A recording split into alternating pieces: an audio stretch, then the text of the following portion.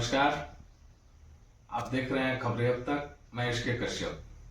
फिलहाल मैं पूर्वी चंपारण जिले के चिरैया विधानसभा में हूं और आपको रूबरू कराता हूं यहां के बहुचर्चित, लोकप्रिय, जनसुराज से उम्मीदवार, संभावित उम्मीदवार, जिनसे मैं आपको रूबरू कराता हूं और जानना चाहूंगा चिरैया विधानसभा के विभिन्न समस्याओं के संदर्भ में यहाँ कौन कौन सी समस्या है और इन समस्याओं के लिए इनके पास क्या मार्ग है, इन समस्याओं का समाधान कैसे होगा।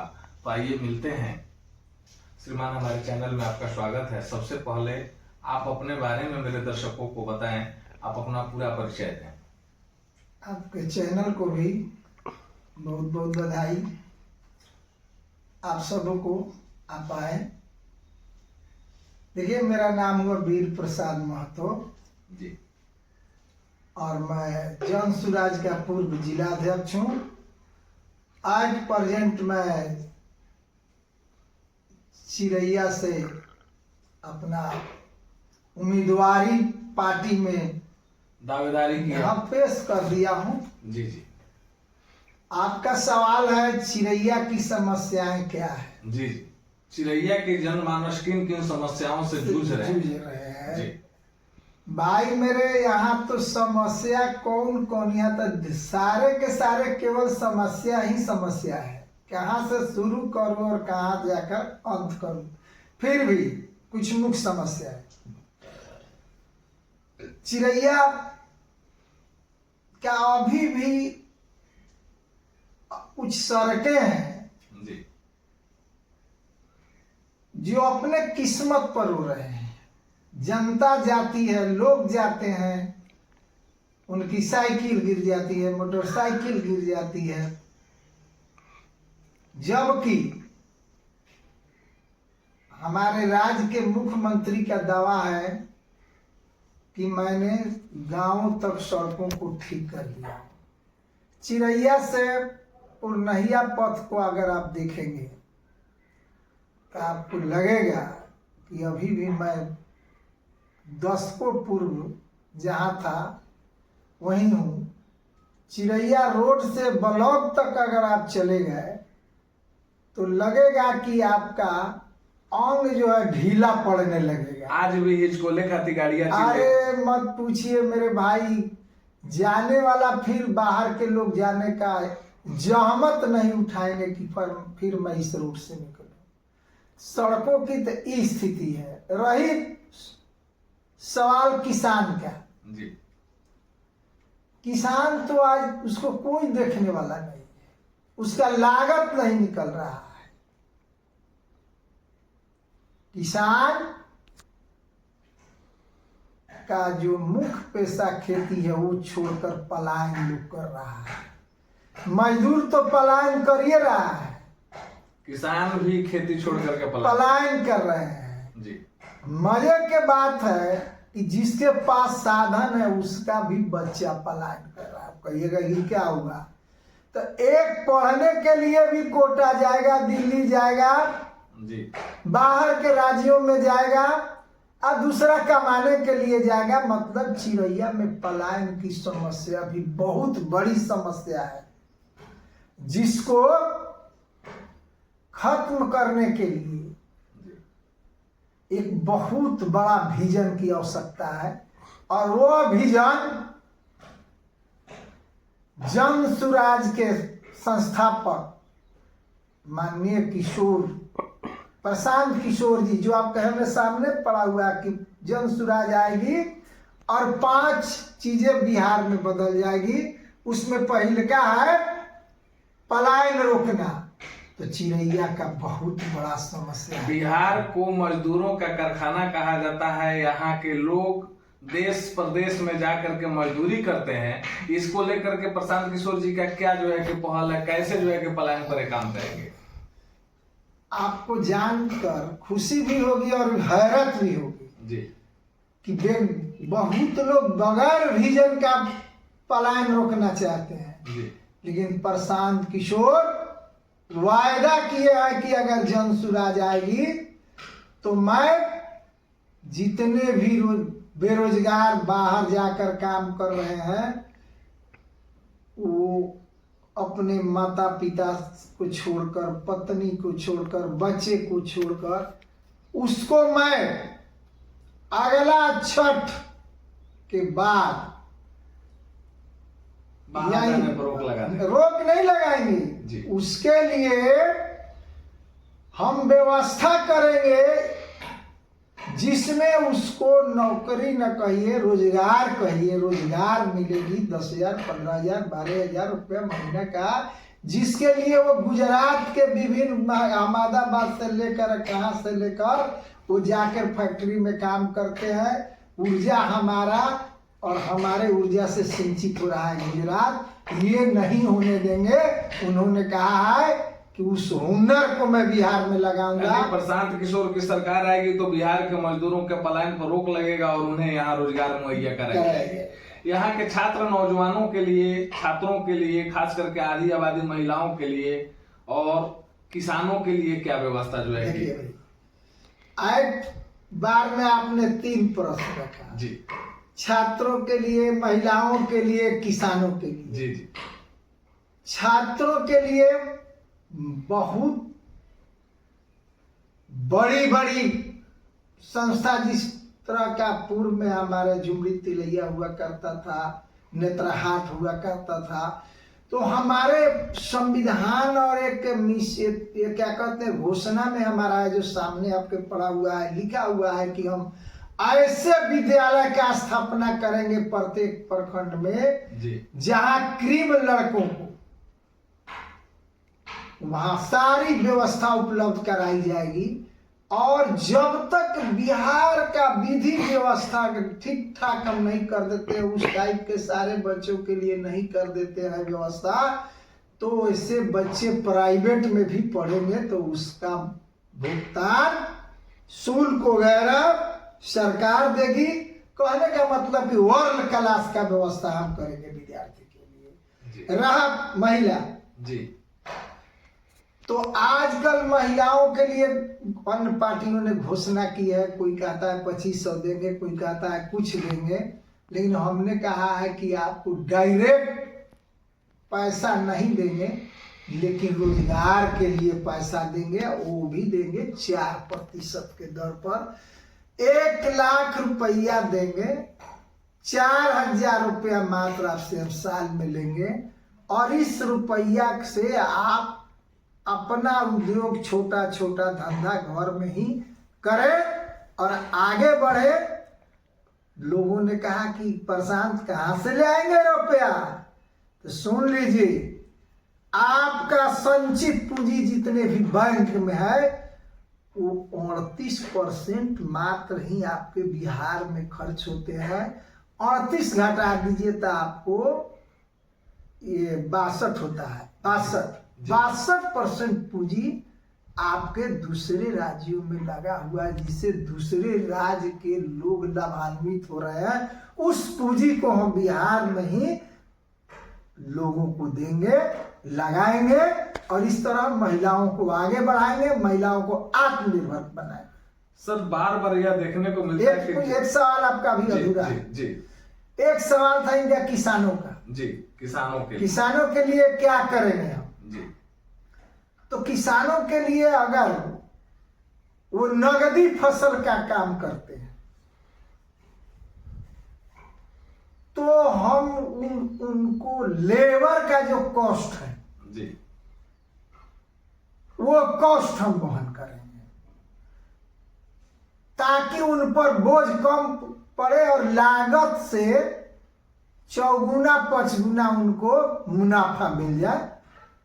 फिर लोगों ने कहा कि कहाँ से ले आकर ही देंगे भाई, तो जो योजनाएं आप चला रहे हैं मनरेगा के अंतर्गत जी, और खाना पूर्ति आप कर रहे हैं, उसको मैं सैद्धांतिक नहीं प्रैक्टिकली तौर पर लगाकर आप किसानों को भी लाभ पहुंचाऊंगा और उस मनरेगा का भी लाभ लोगों को पहुंचे, ये मैं काम करूंगा।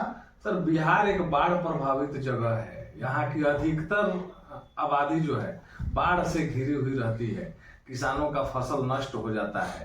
तो इसके लिए सर, जब तक मेरा मानना है सर कि जब तक बाढ़ पर अंकुश नहीं लगाया जाए, बाढ़ के लिए व्यवस्था नहीं किया जाएगा, तब तक के किसान जो है लाभान्वित नहीं होंगे। क्या इस पर भी आपकी पार्टी कोई भी दल अपने राज्य के लिए, खास करके जनसुराज अभी बिहार पर फोकस करती है जी। आपका सवाल केंद्र और राज्य दोनों से मिल के सहयोग और अंदर में आता है जी। क्योंकि जब तक हम नदियों को जोड़ेंगे नहीं जी, नदियों को मोड़ेंगे नहीं, नदियों पर बांध बनाएंगे नहीं, उससे अतिरिक्त फायदा बिजली पैदा नहीं करेंगे जी जी, और उस जल से हम कुछ लाभ नहीं उठाएंगे और बाढ़ नियंत्रण का उपाय नहीं करेंगे, तब तक बाढ़ तो आती रहेगी और लाख लोग जाकर बांध पर बैठे रहेंगे, किसी का पशु रहेगा, किसी जान माल का हानि होगी। और ये तो 77 वर्षों से आ रहा है, लेकिन यह बिहार कहीं क्षेत्र में नहीं आता है, ये दोनों के क्षेत्र में आता है। दोनों के सहयोग से इस पर काम हो सकता है और जनसुराज भी आएगी तो इस काम को करेगी। सर, जब भी चुनाव आता है तो हर दल जो है कि अपने अपने लुभावने सपने दिखाते हैं जनता को, और चुनाव बीतते ही आशा रूपी बतासा पर निराशा रूपी पानी पड़ जाता है। इस संदर्भ में सर मैं जानना चाहूंगा कि क्या प्रशांत किशोर जी भी बिहार की जनता को छलने का काम करेंगे या वाकई कुछ जो है, थोड़ा सा आप इस पर पेशेंस रखें जी और प्रशांत के विजन को समझें। जितनी भी पार्टियां बनी हैं, किसी ने बिहार का दौरा करके समस्याओं को नोट करके, समस्याओं को संग्रहित करके किसी ने आज तक कदम नहीं उठाया है। प्रशांत वो पहला आदमी है जिसने अपने संसाधन से पैदल चलकर लोगों से रूबरू होकर उसके समस्याओं को सुनकर उसको जगाने का काम किया और भरोसा दिलाया कि अगर भैया मेरे ऊपर अगर तुमने विश्वास किया तो यह तस्वीर और तकदीर बिहार का बदल जाएगा। और बिहार की सरकार बदलने में नहीं आया हूं, मैं यहाँ का व्यवस्था बदलने आया हूं। तो ये बात आप जान लीजिए कि प्रशांत कहा कि इतने लोगों को आपने जात पर, पात पर, धर्म पर, मजहब पर, हिंदू पर, मुसलमान पर जी जी आपने वोट दिया, कभी अपने बच्चों के तरफ नहीं देखा। एक बार विश्वास कीजिए अपने भाई और बेटा प्रशांत पर। अगर काम नहीं किया तो मुझे भी कान धकर 5 वर्ष के बाद आप हटा दोगे, लेकिन मैं वायदा करता हूं कि यह वादा आपका पूरा हो जाएगा। शुरुआत हो जाएगा शुरू से और 2 वर्षों में दिखने लगेगा कि बिहार किस तरफ बदल रहा है और भरोसा टूटने नहीं देंगे। ये कसम प्रशांत ने खाया है, जनसुराज भरोसा नहीं तोड़ेगी। जी, चिरैया की जनता की तरफ से मैं आपसे एक और सवाल जानना चाहूंगा सर कि आप अरसे तक मार्क्सवादी कम्युनिस्ट पार्टी में रहे, सीपीआई, सीपीएम, सीपीआई की आप नेतृत्व करता रहे और आपकी पहचान भी आप इस क्षेत्र में एक सीपीआई के नेता के रूप में ही रही। इसके तहत आपने पूर्व में चुनाव भी लड़ा। अचानक ऐसा क्या हुआ सर कि आप जनसुराज की तरफ मुखातिब हो गए और सीपीआई को छोड़ करके आप प्रशांत किशोर जी के साथ आ गए? सवाल बहुत आपका सुंदर सवाल है। आप सीपीआई की चर्चा की है। सीपीआई को मैंने 1981 6 जून से अपना खून पसीना देना शुरू किया और उसको सिंचित करने का काम। वही मैं कह रहा था कि मैं सींचा, संवारा। जी, पार्टी में रहकर अच्छा काम हुआ, लेकिन एक दौड़ आया कि सीपीआई की स्थिति बदलाव, सीपीआई की स्थिति में कभी बदलाव नहीं आई। उसका मेन कारण था कि उसमें कोई नारा नहीं है जी। कम्युनिस्ट पार्टी के अंदर नारा नहीं है, वो तो वर्ग की बात करती है, वर्ग संघर्ष की बात करती है। और यहाँ के लोग के जो धारणा है, यहाँ 5 कट्ठा जमीन वाला भी अपने को जमींदार बुझता है, जबकि कम्युनिस्ट पार्टी जिसमें मैं रहा हूँ, जिस सीपीआई में, भारतीय कम्युनिस्ट पार्टी में जी, वो मात्र देश के 25 लोगों को ही, 25% नहीं, 25 लोगों को ही चिन्हित किया था जिसके पास पूंजी है, और 49% पूंजी उसके हाथ में है और वही देश को चलाती है। लेकिन इस चीज को लोगों ने समझा नहीं। और रहा मेरा सवाल, तो मैं एक चीज और मैं आपको बता दूं कि मैं कुछ दिनों के लिए अवकाश हो गया था मेरा, मैं नौकरी में चला गया था जी। राजनीति से आपने नौकरी में चला गया था जी। और उस बीच में एक तरह से मैं सीपीआई से क्या और पार्टियों से क्या केवल सामाजिक वर्क करता था, बाकी पार्टी के काम पे मैं नहीं था जी। वहां से लौटने के बाद देखा कि यहाँ रहकर जो जनता का भलाई होना चाहिए, जनता का जो सपना है खत्म माने पूरा हो जी। और बदहाली मिटे, तो जी। नजर आया प्रशांत किशोर में कि इन्होंने नारा दिया कि बिहार का व्यवस्था मैं बदलूंगा, और वो ये समझकर मैं उसमें शामिल हुआ कि कम्युनिस्ट पार्टी का काम ही व्यवस्था परिवर्तन है और प्रशांत किशोर भी व्यवस्था बदलने आए हैं। जी। तो क्यों न जहाँ जुआ शक्ति का और लोगों को लगता है कि ये आदमी आया है बिहार में कुछ करेगा, तो उसमें मैं भी अपना कंधा लगा दूं। इसलिए मैंने जनसुराज में कंधा लगाया और एक सिपाही की तरह मैं काम लगातार 22 से कर रहा हूँ, 22 के दिसंबर से लगातार काम कर रहा हूँ। चिरैया के जनता को, छात्र नौजवानों को, किसान भाइयों को आप क्या संदेश देना चाहते हैं सर? देखो भाई, चिरैया के जनता नहीं, आपके बिहार के जनता, देश के जनता चाहती है कि पहला काम हो कि मेरे यहाँ अमन चैन हो, भाईचारा रहे, और जो आज लूट चल रहा है नीचे से ऊपर तक, एक आधार कार्ड बनाने से, एक जन्म और मृत्यु प्रमाण पत्र बनाने से लेकर जो लूट मचा हुआ है बगैर पैसा का, एक भी काम आगे नहीं बढ़ती है।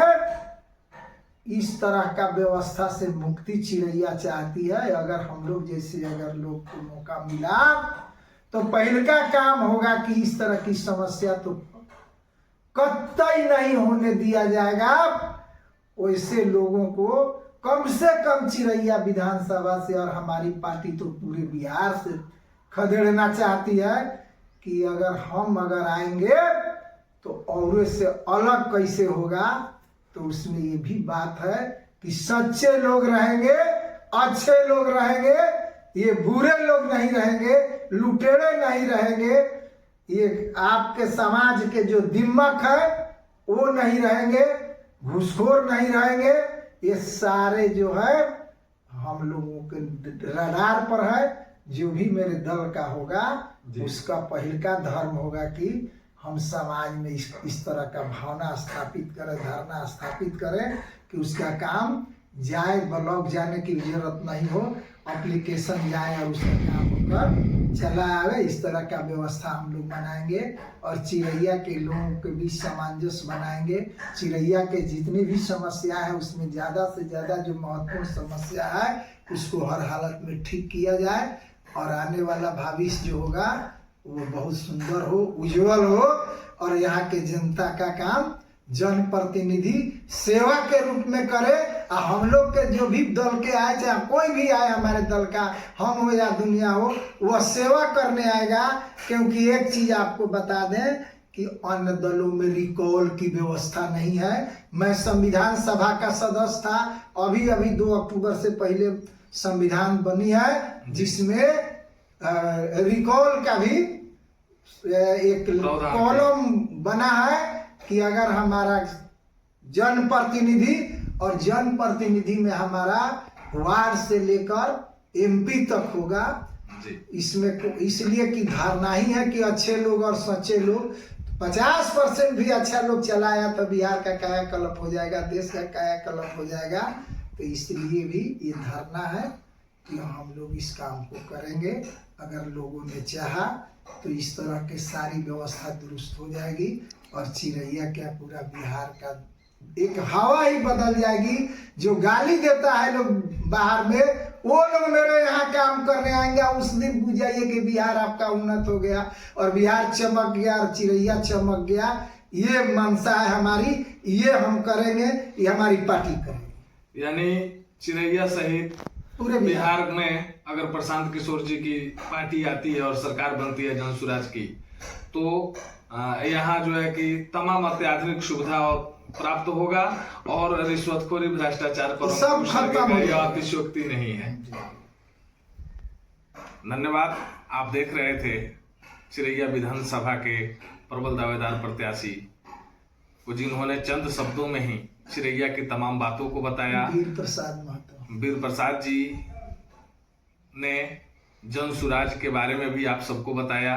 जन सुराज के जो भी नियम है, मोटो है, उसके बारे में आप सबको बताया और साथ ही इन्होंने अपील भी किया कि चिरैया की जनमानस एक बार इन्हें मौका दे और यहाँ के लोगों को